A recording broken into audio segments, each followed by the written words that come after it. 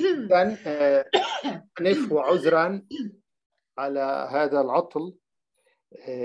كنا نقول أننا نستعيد سلسلة هذه الدروس، ونحن اليوم في الدرس رقم 98، اقتربنا من الدرس 100، وسنستعيد سلسلة الأمسية الشعرية مع جينيفييف كوفوتز مهاجوتي.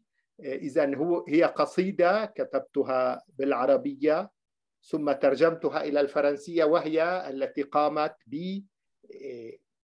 بوضعها بإطار أو في إطار شعري فرنسي. Donc, comme on a dit, on va reprendre cette série de soirées poétiques avec un poème que j'ai écrit et que Geneviève a mis en versification. D'abord, cette fois pour un petit peu changer, et surtout que le poème c'est un tout, je vais commencer par le lire entièrement en arabe et Geneviève va le lire après moi entièrement en français, et puis on va entrer dans l'explication, un peu l'interprétation de ce poème. إذن اليوم سنعتمد الطريقة التالية. بداية سأقرأ هذه القصيدة بالكامل بالعربية، ثم ستقرأها جينيفييف بالفرنسية كاملة، وبعدها ندخل في بعض التفاصيل. القصيدة عنوانها أول الأسئلة أنت. أول الأسئلة وآخر المشوار أنت. مشوارنا الفلسفي نبدأه بسؤال عنك وننهيه باستراحة في أحضانك، وبين هذا السؤال وهاتيك الاستراحة تتعدد التساؤلات وتتناقض الإجابات. هل أنت من معدن البقاء فلا يداخلك وإن لمرة الفناء، أم أنك الفناء عين فلا بقاء إلا للفناء؟ صحبتك منذ عهد الصبا واليوم على أبواب 40. هل زادتني بك الأيام علما ويقين؟ أو نستطيع الخلاص منك، أم أنت الخلاص ولا سواك؟ لا خلاص منك، هذا واقع ويقين، والخلاص قد تحمله أنت، ذاك تقدير الباحثين ويقين المؤمنين. فلما الخشية والخوف والهروب وأنت حاضر ناطر على كل الدروب؟ اليوم أقطف زهرة في غاب، أحبسها خوف الزبول في كتاب، علني أعطيكها في آخر المشوار، عربون حب وسكرة وانتظار، يا رفيق دربي، يا معيدي إلى الترب، يا موت، يا صديقي الجبار. Voilà, maintenant à toi Geneviève, tu vas nous lire, donc pour changer un peu, la totalité de ce poème, et après on va discuter des idées de ce poème. Ok. Alors, notre première question, c'est toi. C'est le titre, c'est la mort, bien sûr. La première question, c'est toi. Et la fin du voyage, c'est toi. Notre voyage philosophique, nos réflexions sur Terre ou durant notre vie, cogitation, nous les commençons par une question sur toi. Et nous les terminons dans tes bras, en repos. Mais entre cette première question et cet ultime repos, les questions s'amoncellent en multiplication, les réponses s'accumulent dans la contradiction. Es-tu faite du métal de la permanence? L'idée de l'extinction ne t'a-t-elle pénétré? Ou l'extinction elle-même chez toi est-elle ancrée? La survie n'est-elle donc que pour l'impermanence? Tu m'as accompagnée depuis ma tendre enfance. Aujourd'hui, 40 ans ont sonné à ma fenêtre. Les jours ont-ils augmenté ta connaissance? Ou la certitude, enfin, de te connaître? Pouvons-nous enfin nous sauver de toi? Ou es-tu le salut lui-même en personne?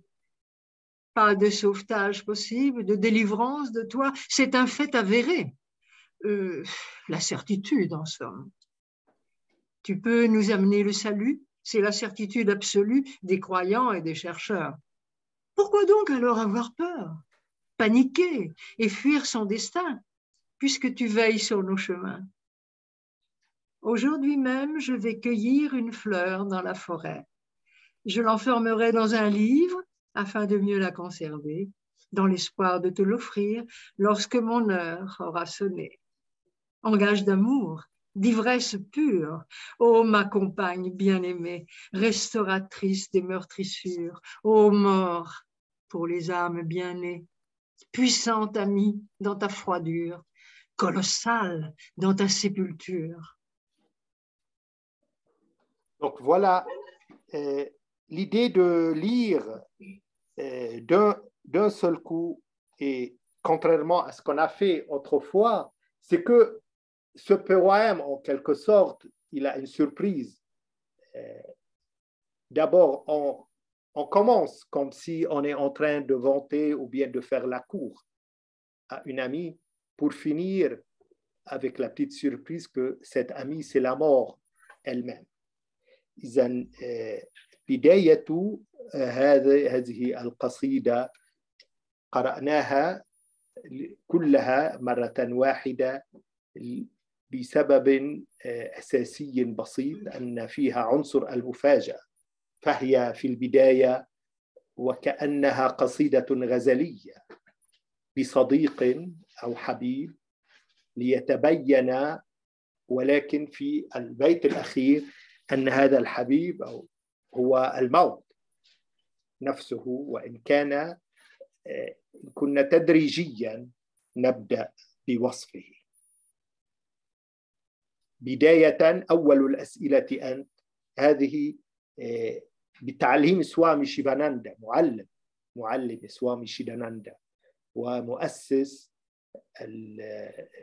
الأشرم شيفاناندا المعروف والكبير في ريشيكيش، يقول أن بداية كل رحلة فلسفية هي سؤال عن الموت. Donc, le début de ce poème, c'est tiré de l'enseignement de Swami Shivananda, le maître, de Swami Chidananda, mon maître, et aussi le fondateur de l'ashram de Shivananda, Shivananda Nagar en Inde. Il dit que la première question est avec quoi on commence un chemin philosophique et le chemin de la pensée, c'est une question et une interrogation sur la mort. Pas que lui. Normalement, la plupart des penseurs disent que la première réflexion, cogitation philosophique, même la première réflexion de l'homme a toujours commencé par une question sur la mort. إذن ليس فقط سوامي شيفاناندا، ولكن منذ بداية الفكر أو انطلاقة الفكر الإنساني دائما كانت بداية الفكر الفلسفي، بداية التفكرات التصورات الفلسفية بسؤال حول الموت، لأنه هو الظاهرة الأساسية التي استقطبت فكر الإنسان واهتمامه وطرحت عليه الأسئلة الكبرى. وكل الديانات والفلسفات جاءت عموما لتجيب عن هذا السؤال. Donc,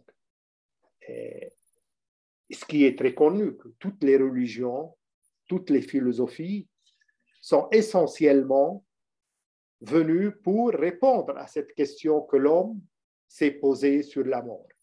C'est quoi la mort? Qu'est-ce qui est après la mort? Pourquoi on meurt? Pourquoi on est? Tous les ensembles, l'ensemble de ces questions, et remarquez que presque on tourne en rond après 3 et même plus 5000 ans de questions dans ce domaine. On se pose toujours les mêmes questions. Et il n'y a pas un grand progrès depuis que les grands maîtres comme Bouddha et Jésus et autres ont donné des réponses à cette question et on fait qu'interpréter en quelque sorte ces réponses déjà données. Et ce qui est le nœud de ce poème, c'est que l'attitude de l'homme, du chercheur spirituel, doit changer vis-à-vis de la mort. Au lieu que ça soit une peur, au lieu que ça soit encore une panique et une fuite vis-à-vis de l'idée de la mort et vis-à-vis de la mort elle-même. Et il s'agit de faire de la mort une amie, parce que finalement, la mort et la vie, c'est comme comme un fleuve et la mer. Et donc, c'est une entité. Il n'y a pas de vie sans mort, il n'y a pas de mort sans vie. Donc, c'est un facteur, disons, essentiel à la vie, cette mort. Et c'est ça ce qu'on essaye de dire, donc, et d'éduquer nous-mêmes à faire de cette mort une amie. Et c'est ce que j'ai toujours essayé de voir dans la mort. Depuis mon enfance, par exemple, les examens, et la mort est un examen. Les examens scolaires, normalement, font peur aux étudiants. Et moi, j'ai essayé de faire de l'examen un ami, que au lieu d'avoir peur d'un examen, de fêter, de faire l'examen dans une joie.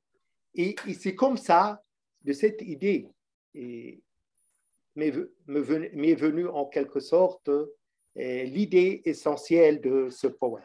إذن الفكرة في هذه القصيدة هي ما كنت ومنذ الصغر مثلا تجاه الامتحانات في المدرسة، وهي مصدر خوف كانت، وإجمالا الطلاب والتلامذة لا يحبون الامتحان.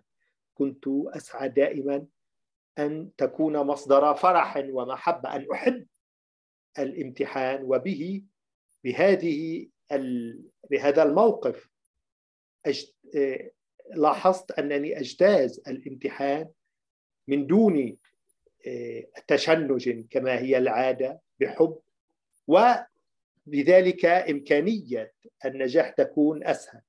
ومن هنا امتدت الفكرة، لأن الموت هو أيضا امتحان، وهو الامتحان الأكبر. إذن الفكرة هي أن نغير موقفنا، هذا هو الأساس في البحث الروحي، أن نغير موقفنا من الموت عوض أن يكون مثار خوف ورعدة وذعر أن نصادق الموت، وهي الفكرة في الأخير التي نقولها في هذه القصيدة، أن نلتقي الموت ونقدم له هذه الزهرة التي نضعها في كتاب. Bien sûr, je crois que les questions qu'on se pose dans ce poème ne sont pas nouvelles. Tout le monde s'est posé ce genre de questions. Est-ce qu'il est de l'extinction elle-même?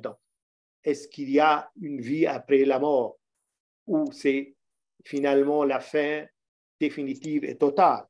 Tout ça, est-ce qu'il est le seul qui est permanent, et tout est dans la vie et impermanence? C'est une question que s'est posée le Seigneur Bouddha.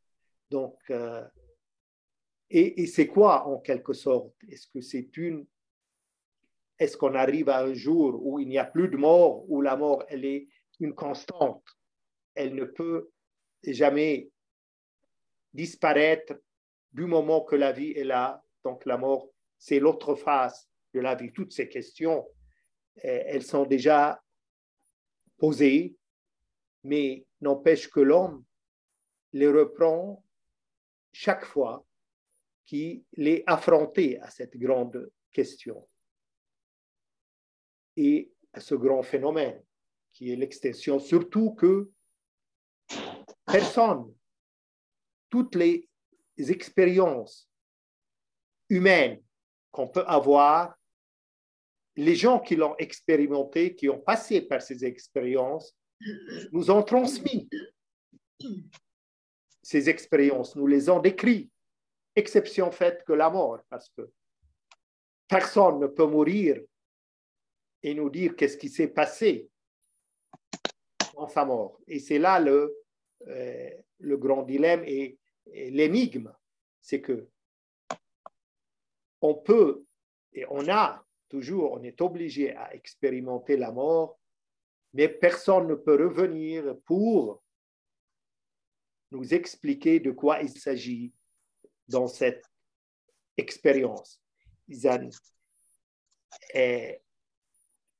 ميزة وفردانية تجربة الموت هي أن كل التجارب والاختبارات الإنسانية نقلت إلينا عبر من اختبرها، من مر بها، اختبارات الحب واختبارات الخوف واختبارات الكراهية، كل ذلك نجده موصوفا عند الأدباء والكتاب وغيرهم، نقلوا إلينا اختباراتهم في هذا المجال. بالطبع باستثناء الموت، هو التجربة، هو الاختبار الوحيد الذي نحن مجبرون أن نمر به، ولكن ما من أحد يستطيع أن ينقل إلينا تجربته عن الموت، لأن بمجرد أن يموت فهو لن يعود لكي ينقل إلينا هذه التجربة. وإنها إحدى أبرز الغاز الموت، هو عصي عن الوصف أو عصي على الوصف. Donc la mort, elle est vraiment, donc, elle ne permet pas d'être, qu'elle soit décrite, vu que, comme on vient de dire, une fois qu'on est mort, on ne peut pas, elle n'est pas réversible. Donc, on ne peut pas revenir pour décrire cette expérience. Et هل نستطيع الخلاص من الموت؟ بالطبع لا. إذن الحكمة تقضي أن نغير موقفنا من الموت. هذا أيضا ليس بجديد، هذا ما قاله بوذا وما قاله كبار المعلمين كلهم. إذن أن نغير هذا الموقف هو الأساس. يخف الذعر، يتغير كل شيء، لأن أدب الحياة يقولون في اليوغا هو أدب الوفاة. يعني نحن في حياتنا وعبر كل حياتنا نستعد للموت. هذا هو المعنى الأساسي للموت. وعبر مرحلة الانتقال هذا هو نحن نموت كما نعيش تحديدا، يعني بالطريقة التي عشنا فيها نموت، وبذلك نكمل المسار. Donc, l'idée qu'on se pose et qu'on dit, c'est que toute la vie, l'art de vivre, c'est l'art de mourir, on dit dans le yoga. Et c'est exactement comme on a vécu, on meurt. Et c'est pour ça que toute la vie dans le yoga est considérée comme une préparation à la mort. On s'entraîne comment mourir. Et c'est exactement par cet entraînement qu'on prépare notre mort. Pourquoi? Parce que cet instant, d'après le yoga, et qui est vraiment assez ponctuel, c'est lui qui décide de ce qui va se passer après. Comment on meurt, c'est à partir de comment on meurt qu'on décide la suite de la mort.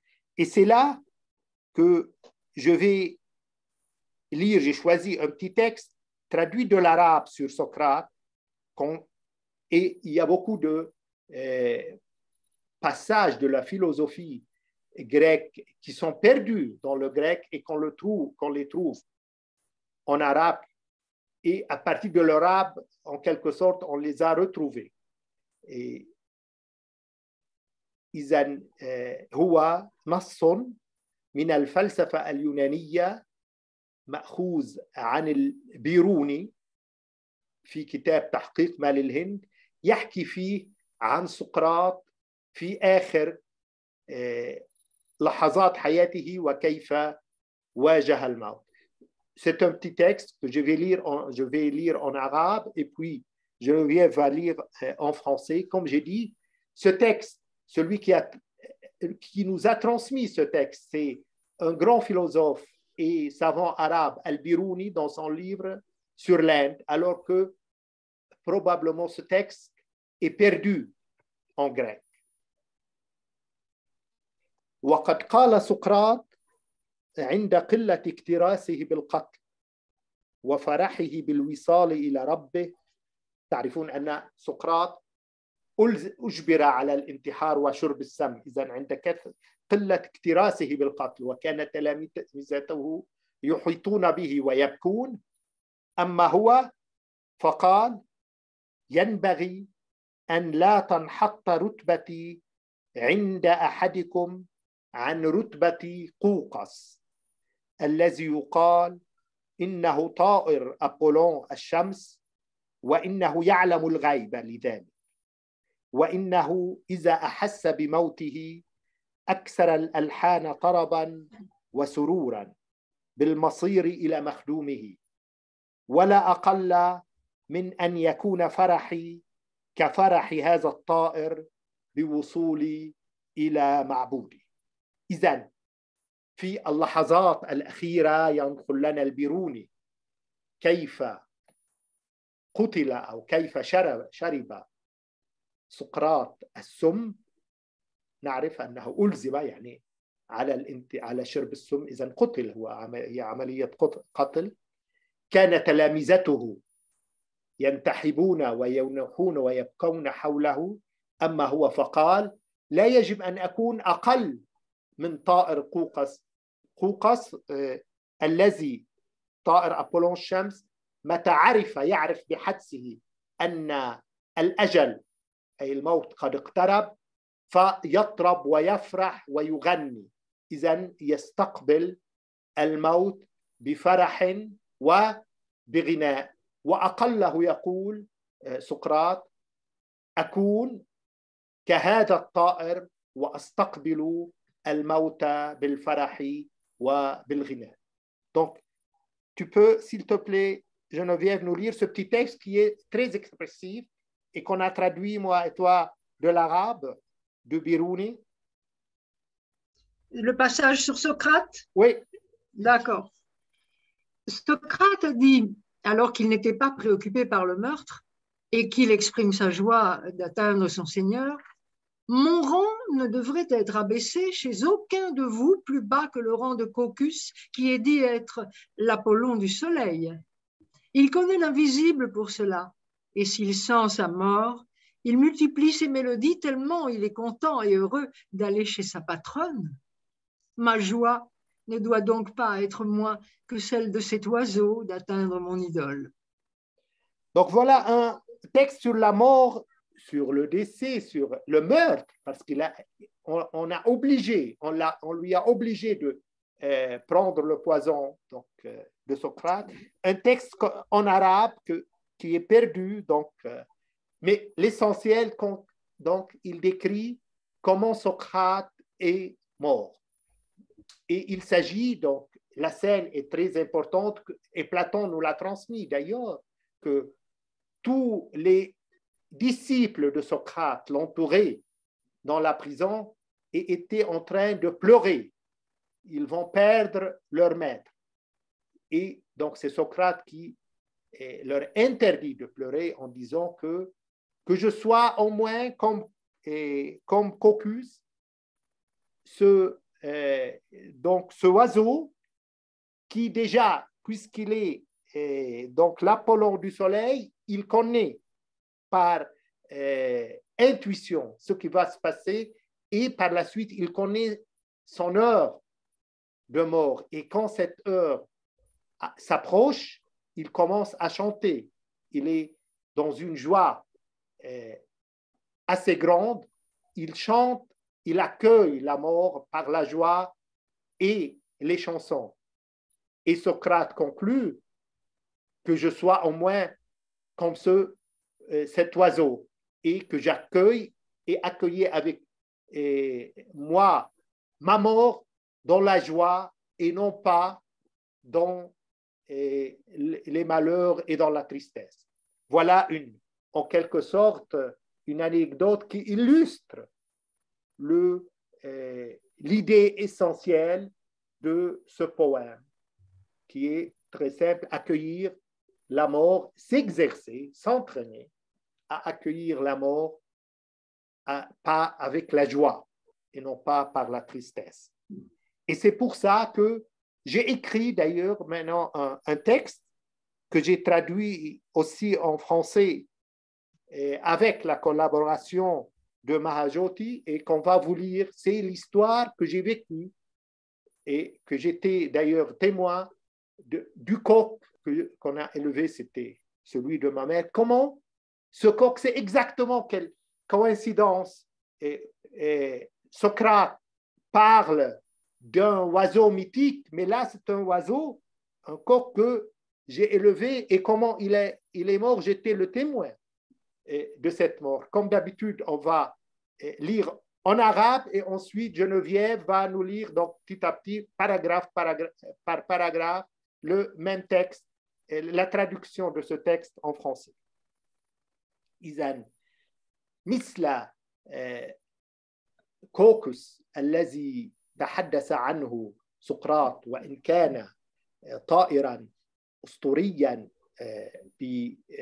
بجانب ما، هذا نص صغير كتبته عن شهادة لي كيف مات ديكنا الذي كنت أهتم به. إذن هذه شهادة وليس فيها شيء من الأسطورة. والغريب أن هذا الديك مات بالطريقة عينها التي تحدث عنها سقراط، وفيها سقراط عن موت قوقس. مع الأسف نحن لا ندع الديوك والحيوانات تموت موت ربها في هذه الأيام، وإنما نقتلها مع الأسف لكي نستفيد من لحمها. Malheureusement, j'étais en train de dire, on ne laisse pas les coqs mourir d'une mort spontanée et d'une mort naturelle, on les égorge. Et comme ça, on se prive d'une certaine constatation, d'un témoignage assez beau que très souvent, les animaux nous apprennent comment mourir exactement comme Caucus a appris aux grands philosophes, et un des plus grands de toutes. Vous savez, Socrate, c'est l'exemple même, le modèle même du philosophe, et il a appris comment mourir de Caucus. Et voilà une histoire un peu analogue. Comment un coq est mort.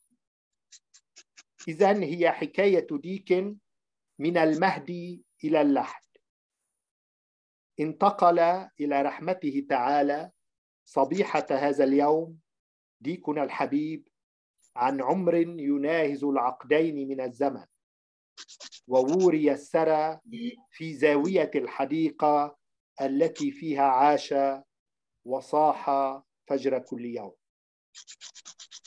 لاحظت أول أمس أن حركته بطيئة جدا وهو متعب بل منهك ويراوح مكانه على غير عادته. أخذناه وفحصناه فتبين أنه غير مجروح وبالتالي غير مصاب بأذى على الأرجح.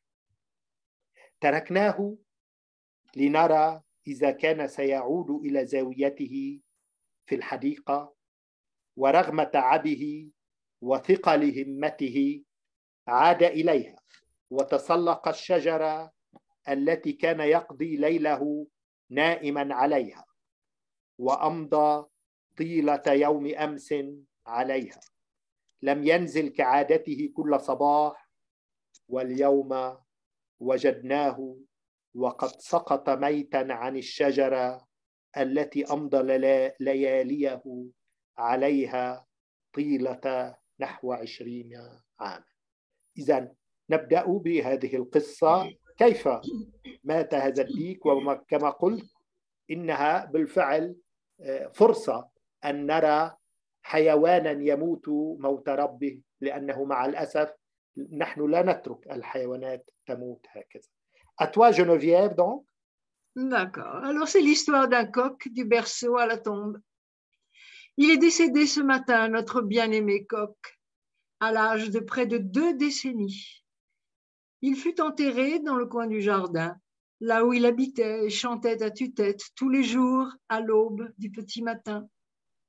Avant-hier, j'ai remarqué que ses mouvements étaient très lents et qu'il était très fatigué, voire même épuisé, et qu'il gardait sa place, contrairement à son habitude.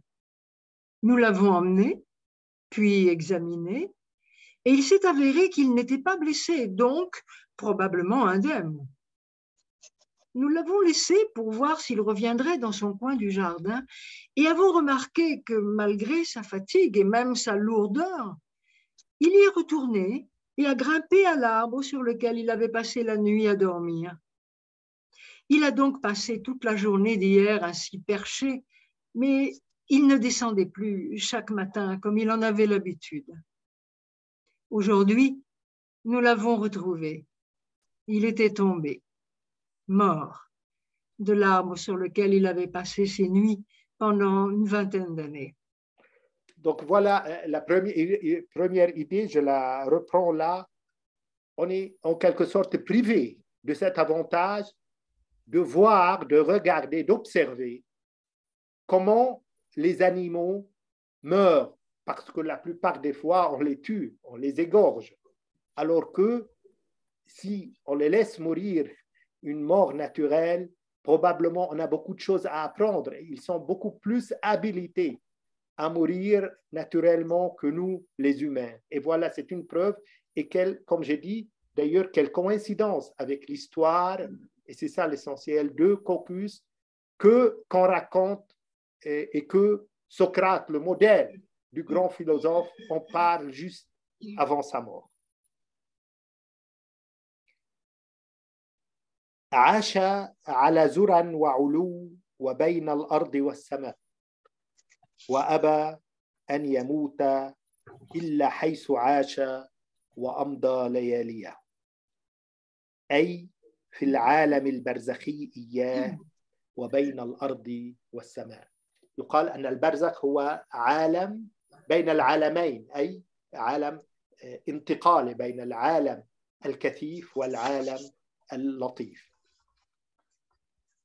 طلب دوما العلا في حياته وجاور العلا في مماته، لفظ أنفاسه الأخيرة في السماء لتسقط جثته على الأرض وتوارى الثرى وتدفن في الأرض التي أحب، وعلى جذع الشجرة التي منها كان يوقظ الحي بأسره ويعلن إشراقة الشمس، فعسى الشمس تشرق عليه في عالم آخر بعد أن وفى قسطه للعلا الذي أحب ونام بسكون وسلام واستراح. إذن الفكرة الأساسية من هذا المقطع، وهو ما تقوله اليوغا والبhagavad جيتا تحديدا، أننا نموت بالطريقة عينها التي نعيش فيها. وهذا ما رأيته وعاينته من هذا الديك الذي أمضى سحابة عمره نحو 20 عاما ينام كل ليلة على الشجرة في حديقتنا، ومن هذه الشجرة يصيح ويوقظ الحي، وهكذا أراد أن يموت بصعوبة. تسلق هذه الشجرة لأنه كان عاجزا في الأيام الأخيرة، ومع ذلك تسلق الشجرة عينها التي كان يتسلقها كل يوم، وعليها مات ليسقط من الشجرة عينها التي كان عليها ينام. Donc tu peux nous lire s'il te plaît? La suite. Lui qui vivait sur des hauteurs et des sommets, entre terre et ciel, il avait refusé de mourir, sauf là où il avait vécu et passé ses nuits, c'est-à-dire dans le monde de l'isthme, Barzakh, et entre terre et ciel. Il a toujours recherché le plus haut dans sa vie et a été proche du très haut dans sa mort. Il a rendu son dernier soupir dans le ciel, de sorte que son corps est tombé sur le sol et qu'il fut enterré dans ce sol qu'il aimait, au pied même du tronc d'arbre d'où il avait réveillé tout le quartier en lui annonçant le lever du soleil. Que ce soleil puisse briller sur lui dans un tout autre monde. Après avoir payé son tribut au Très-Haut qu'il avait tant aimé, il a dormi tranquillement, en paix, et a pu se reposer. Donc l'idée de ce passage est très simple, c'est l'idée qu'on trouve dans la Bhagavad Gita et dans le yoga. De la même manière qu'on vit, on meurt. Exactement, notre mort n'est qu'un prototype, une simple image de notre manière de vivre. Et voilà qu'un coq, donc un animal assez, disons, rudimentaire, qui n'a pas de conscience, qui est un exemple, qui donne l'exemple de ce que la Bhagavad Gita elle-même explique, et la tradition du yoga. Donc, ce coq qui a vécu 20 ans toutes les nuits sur un arbre, malgré qu'il était presque complètement, et je l'ai bien vu et observé, qu'il était donc impuissant, malgré ça, il a grimpé, dit très difficilement, le même arbre est très haut, et de là-bas, essentiellement, comme il a vécu, il est mort sur le même arbre, à la même altitude, malgré tout, et à partir de là, il est tombé, mort, par terre.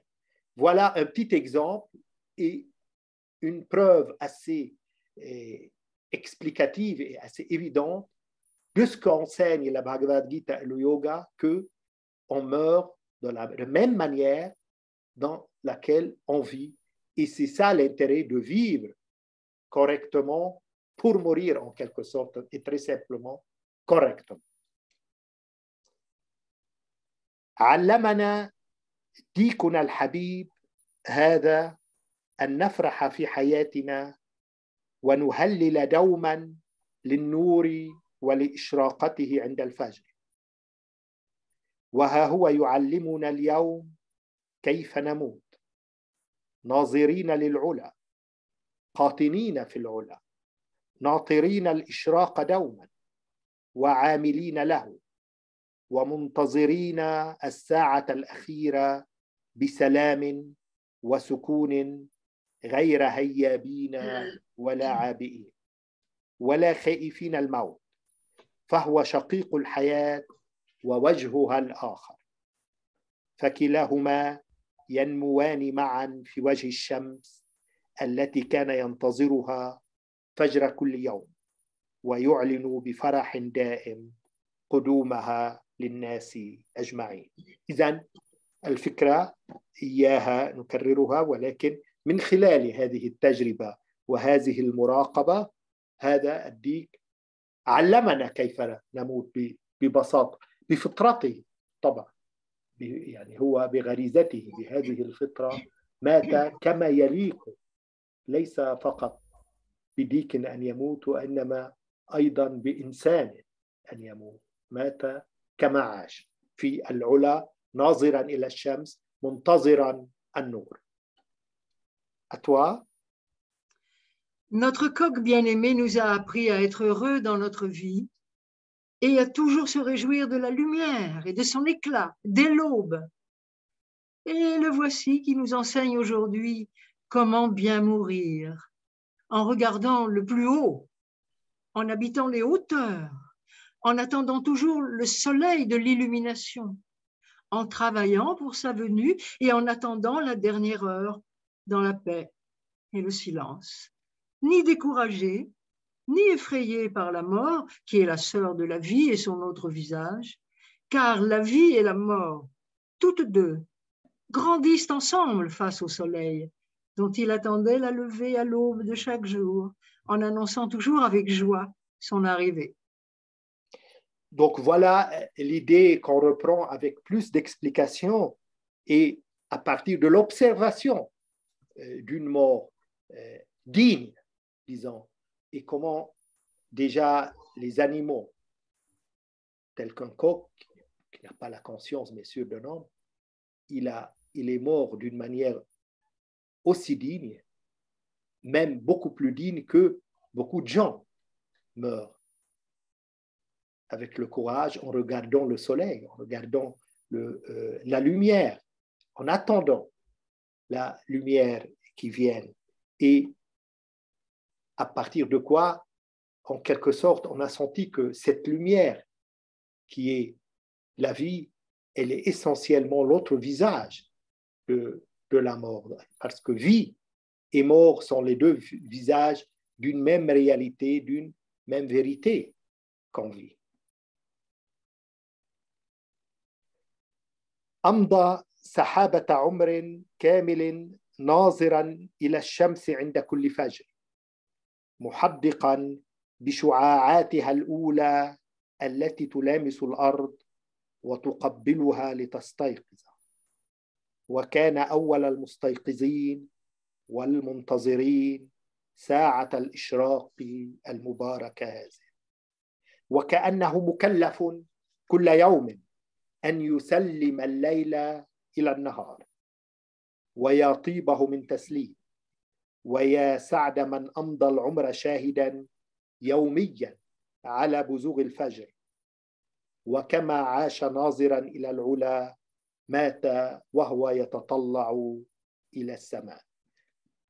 هنا حقيقة بسيطة لا نعيشها كثيرا نحن بني الإنسان، عندما نكون مثلا في الأشرم في الهند، ساعة النهوض، ساعة الاستيقاظ هي 4، بين 4 و4:30، أي مع تلاويح الفجر الأولى، وهي التوقيت الأساسي التي يصحو فيها الديك ليصيح. إذن هو يستقبل الشعاعات الأولى للشمس، وكأنه بفطرته يستقبل الإشراق بما يليق به، وأمضى عمره كله ينتظر الإشراق ليرحب به ويصيح ويعلن وصوله، وكأنه كما قلت مكلف أن يسلم الليل إلى النهار. إذن هذه النقطة بالذات، أنه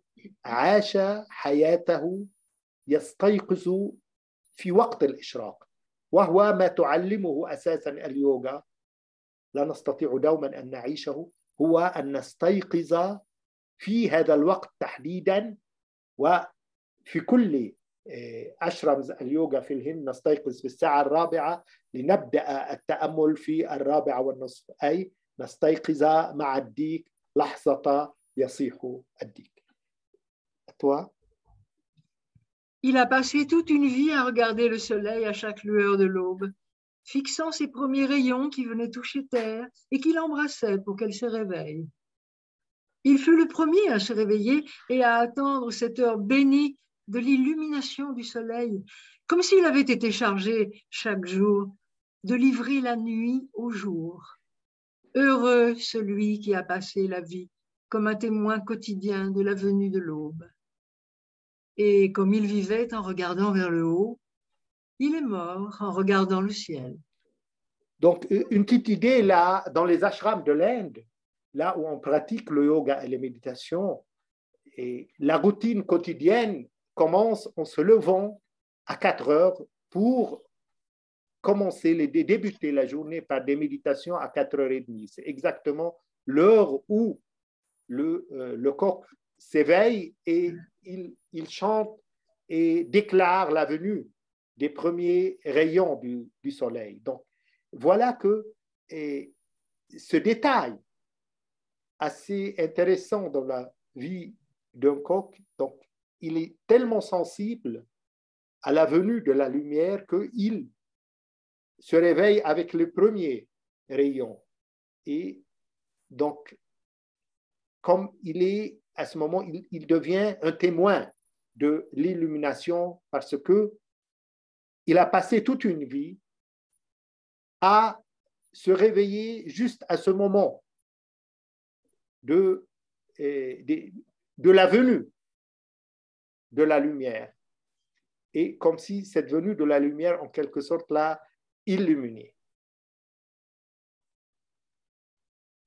فليتنا نتعلم من أحبائنا الحيوانات الأليفة التي نجاورها كل يوم وباستمرار. ليتنا نتعلم منها كيف نعيش وكيف نموت كذلك، فهي تعطينا كل يوم بل كل ساعة دروسا في الحياة وفي شقيقها التوأم الموت.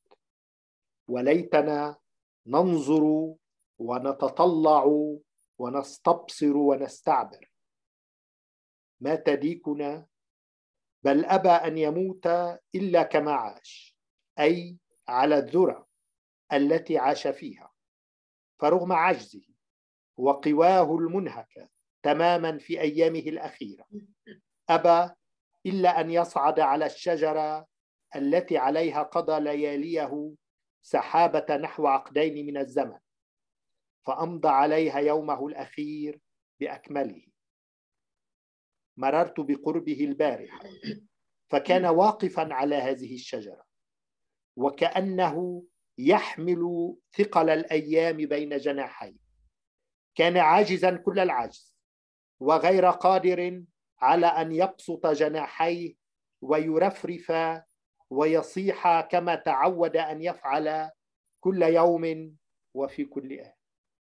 واكتفى بأن رمقني بنظرة حزينة هادئة عبرت عن سكونه وعجزه، وهو الذي كان منذ أيام قليلة يملأ الحديقة بحركته والحي بأكمله بصياحه.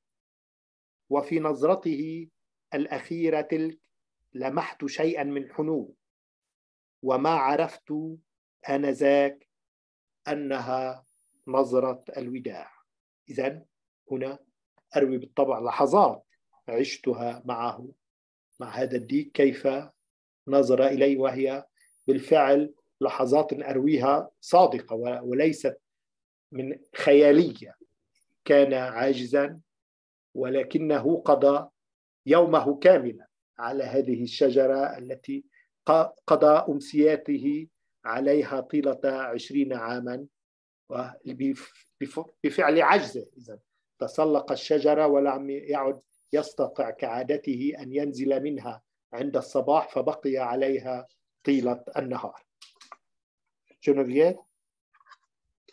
Puissions-nous apprendre de nos bien-aimés, les animaux domestiques et de compagnie avec lesquels nous vivons quotidiennement, puissions-nous apprendre comment vivre et comment mourir. Ils nous donnent chaque jour et même à chaque heure des leçons de vie et aussi des leçons de sa sœur jumelle, la mort. Regardons, aspirons, persévérons et interrogeons-nous. Notre coq est mort. Ou plutôt, il a refusé de mourir autrement que comme il avait vécu, c'est-à-dire sur les hauteurs, de là où il chantait. Malgré son incapacité et ses forces déclinantes durant ces derniers jours, il ne refusa que de grimper sur l'arbre sur lequel il avait passé ses nuits dans l'espace d'environ 2 décennies, et sur lequel il passa toute sa dernière journée. Je suis passée à côté de lui hier et vu qu'il se tenait sur cet arbre, comme s'il portait le poids des jours entre ses ailes. Il était complètement impuissant, incapable de les déployer, de flotter et même de chanter, comme il avait l'habitude de le faire chaque jour. Il m'a seulement jeté un regard triste et calme qui exprimait son immobilité et son impuissance, lui qui, il y a quelques jours à peine, remplissait le jardin de son mouvement et tout le quartier de ses chants. Dans un dernier regard, j'ai entrevu de la tendresse, mais je ne savais pas encore à ce moment-là que c'était un regard d'adieu. Geneviève, merci, c'est admirable ta manière de lire ce passage, tellement tu es vraiment... J'ai failli pleurer moi-même. engagé. C'est exactement un témoignage, ce n'est qu'un témoignage, ce n'est pas de l'imagination. Mais comme j'ai dit, c'est que tout simplement, on n'a pas cette opportunité de laisser les animaux mourir d'une mort naturelle. On les égorge et alors on perd une leçon qu'on peut apprendre de ces animaux, comment mourir naturellement. Et c'est exactement ce que j'ai observé et ce que j'ai vu. C'est essentiellement et exclusivement, voilà le terme, du vécu et une observation. Comment? Et voilà, comme j'ai dit, une preuve, encore une preuve de ce que dit la Bhagavad Gita, que même les animaux meurent comme ils ont vécu. Il est mort sur le même arbre, il n'a pas pu descendre, donc il a passé toute la journée, contrairement à ce qu'il faisait. Donc lui, il passait la nuit sur l'arbre et il descendait le jour, mais il était complètement impuissant ce jour qui était son dernier jour. Il était complètement impuissant de descendre. Il a pu monter, mais il n'a pas pu redescendre. Donc, il a passé toute la journée là où il a passé toutes ses nuits. فعلى هذه الشجرة عين وجدته معلقا برجليه منذ نحو 7 سنوات ويبدو أنه انزلق يومها وعلق وكان يختلج ويرف محاولا الخلاص دون جدوى فأنقذته معرضا يدي لنقدات منقاره وأنزلته إلى الأرض وداويته وكانت قدماه مكسورتان وأحضرت له الطعام أنقذت حياته يومها وفي اللحظة المناسبة من هلاك محتم وكانت نظرته البارحة وفي المكان عينه الذي أنقذته فيه بمثابة شكر ووداع. هذه أيضا مشهد، هذا مشهد من مشاهد حياة هذا الديك يكفي، لا يعني لا يتطلب المزيد من الشرح. Donc, à toi. Sur ce même arbre, je l'avais retrouvé pendu par les pieds il y a environ 7 ans. Il avait dû glisser et être resté coincé ce jour-là, car il tremblait et voltait en essayant de se dégager en vain.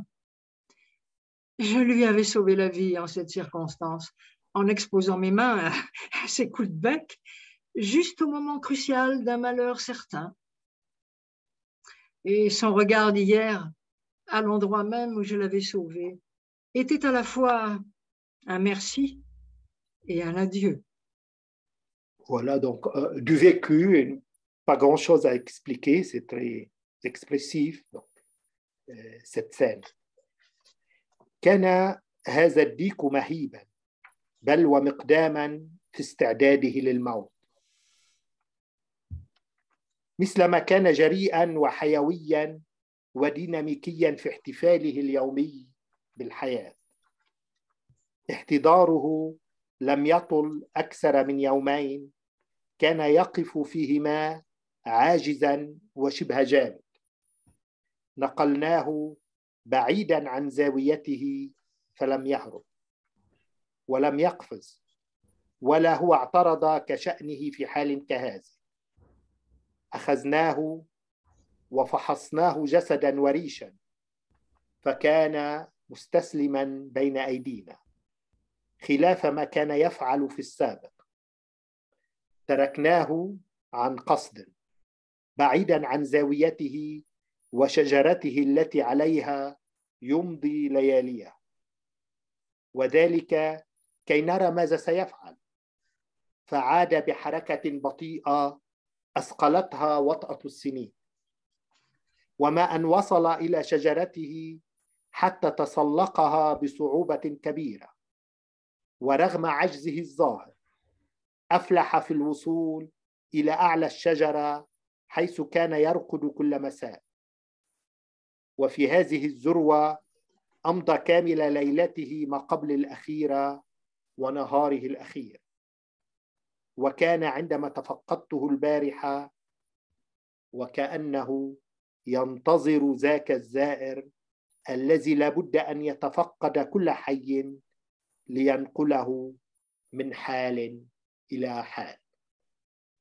إذن هذا أيضا لا يحتاج إلى كثير من شرح. À toi, Geneviève. Ce coq était majestueux, voire audacieux dans sa préparation à mourir. Tout comme il était audacieux, vif et dynamique dans sa célébration quotidienne de la vie. Son agonie n'a pas duré plus de 2 jours, pendant lesquels il est resté impuissant et semi-immobile. Nous l'avons éloigné de son coin. Il ne s'est pas enfui, n'a pas sauté et n'a pas protesté comme il l'aurait fait dans une telle situation. Nous l'avons pris et lui avons examiné le corps et les plumes. Il était complètement soumis entre nos mains, contrairement à ce qu'il avait l'habitude de faire. Nous l'avons laissé exprès, loin de son coin et de l'arbre sur lequel il avait passé ses nuits, pour voir ce qu'il allait faire. C'est alors qu'il est revenu d'un mouvement lent et alourdi par les années, et dès qu'il eut atteint son arbre, il y grimpa avec beaucoup de difficultés. Malgré son apparente incapacité, il réussit à atteindre la cime de l'arbre où il se couchait chaque soir. À ce point culminant, il a passé toute son avant-dernière nuit et son dernier jour. Et quand je l'ai examiné hier, il était comme en attente de cette visiteuse qui doit rencontrer tout vivant pour le faire passer d'un état à un autre. Voilà, c'est très clair, ça ne demande pas beaucoup d'explications. Et d'ailleurs, Geneviève l'a très bien lu. Elle nous a même, en quelque sorte, comme une vraie actrice, lu ce passage qu'on va maintenant conclure. قضى نهاره الأخير على الشجرة صائما وكيف له أن يأكل وهو معلق بين أرض وسماء. فهذا الطائر الذي كان يمضي النهار برمته لا هم له سوى الأكل والشرب اختار راضيا مرضيا أن يقضي نهاره الأخير صائما وكأنه أبى إلا أن يلقى وجه ربه ببطن فارغ. فهل ندرك ونعي أن ما نحيا عليه نموت؟ وحكاية هذا الديك مثل بل هي دليل على ما نقول: عاش في الذرى والعلا ومات كما عاش، ولعله من النقطة التي انتهى إليها سيبدأ من جديد. أيضا لا نحتاج إلى كثير من الشرح، ولكن غريب أنه أمضى نهارا كاملا صائما وكأنه شاء أن يلقى كما قلت وجه ربه ببطن فارغ وهو الذي كان لا هم له سوى الأكل طيلة حياته. Oui, Geneviève, le dernier passage. Il a passé son dernier jour à jeûner sur l'arbre. Mais comment aurait-il pu manger en étant suspendu entre terre et ciel? Cet oiseau qui passait toute la journée sans se soucier d'autre chose que de manger et boire, a choisi avec contentement et satisfaction de passer son dernier jour à jeun, comme s'il ne voulait rencontrer le visage de son Seigneur que l'estomac affamé et le ventre vide. Réalisons-nous et sommes-nous conscients que nous mourrons comme nous vivons? L'histoire de ce coq en est un exemple et même une preuve de ce que nous disons. Il a vécu dans les hauteurs et sur les sommets. Il est mort comme il a vécu. Peut-être qu'à partir du point où il a terminé, il recommencera. Et grand merci Geneviève, tu nous as enchantés par cette très belle, excellente même lecture.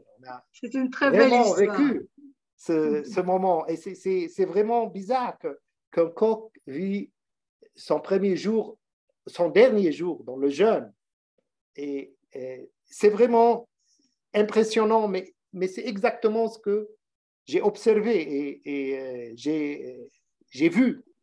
Et là, on va poser peut-être la question au docteur Jacques Vigne. Vous êtes venu, Jacques, dernièrement, donc tu es au courant de ce qu'on a lu. Comment ça se fait? Tu peux, ton micro, Jacques.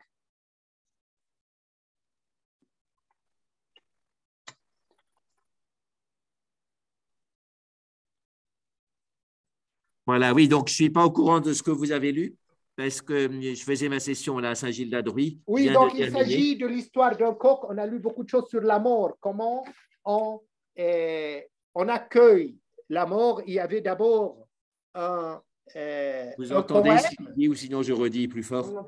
Vous entendez, d'accord, oui. Donc il y avait d'abord un poème que j'ai écrit et que j'ai traduit, puis Geneviève l'a mis en versification. Donc la première question, c'est-à-dire la mort. Après, on a lu un texte de Socrate traduit de l'arabe aussi, qui est introuvable dans d'autres langues, presque perdu dans le... Comment Socrate est mort. Et quand il est mort, il a parlé, il a raconté l'histoire de Cocas, c'est-à-dire ce oiseau qui, avant de mourir, parce que c'est le oiseau d'Apollon, avant de mourir, il se met à chanter. Il sent qu'il va mourir et qu'il accueille la mort par la joie et par les chansons. Et Socrate a dit que je meurs au moins comme ce oiseau, comme cet oiseau. Au lieu que vous êtes en train de pleurer ma mort, il s'adressait à ses disciples, chantez la mort au lieu de la pleurer. Et là, oui. Un troisième texte, et c'est ma propre observation, c'est exactement vécu sur mon propre coq dans le jardin, comment il est mort. Aussi, il est mort comme par la Gita. Il a, avec beaucoup de difficultés, grimpé le même arbre sur lequel il chantait et il avait l'habitude d'accueillir le soleil chaque jour. Il a grimpé cet arbre et sur cet arbre, il est mort. C'est exactement, il est mort comme il a vécu. Comme si les animaux, par instinct,